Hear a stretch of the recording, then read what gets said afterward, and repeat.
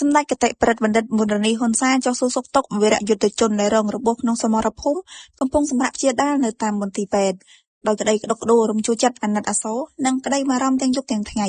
នៅរសៀលថ្ងៃទី15ខែធ្នូម្សិលមិញនេះសម្ដេចគតិប្រិទ្ធបណ្ឌិតមុនរនីហ៊ុនសែនប្រធានកាកបាទក្រហមកម្ពុជាបានអញ្ជើញចុះសួរសុខទុក្ខនិងនាំយកអំណោយមនុស្សធម៌ជូនវីរយុទ្ធជនការពារបូរណភាពទឹកដីដែលរងរបួសក្នុងសមរភូមិកំពុងសម្រាប់ព្យាបាលនៅតាមមន្ទីរពេទ្យក្នុងរាជធានីភ្នំពេញសម្ដេចគតិប្រិទ្ធបណ្ឌិតមុនរនីហ៊ុនសែនតែងតែមានក្តីបារម្ភខ្វល់ខ្វាយគ្រប់វិនាទីដោយមិនរំលងនោះឡើយចំពោះសុខទុក្ខរបស់បងប្អូនវីរយុទ្ធជននិងក្រុមគ្រួសារព្រមទាំងប្រជាជនក្រងគ្រោះនិងងាយរងគ្រោះបំផុតដែលកំពុងជួបប្រទះនៅទុក្ខលំបាក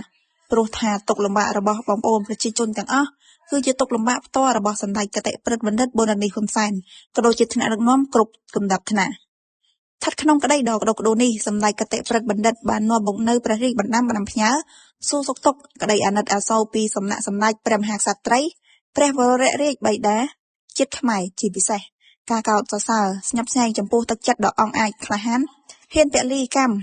គ្រប់យ៉ាងដើម្បីបូរណភាពទឹកដីដ៏កំសត់របស់យើងក៏សូមជូនពរដល់វីរជនគ្រប់រូបសូមឆាប់បានជាសះស្បើយឡើងវិញវីរយុទ្ធជនទាំងអស់និងក្រុមគូសាមានក្តីរំភើបឥតឧបមា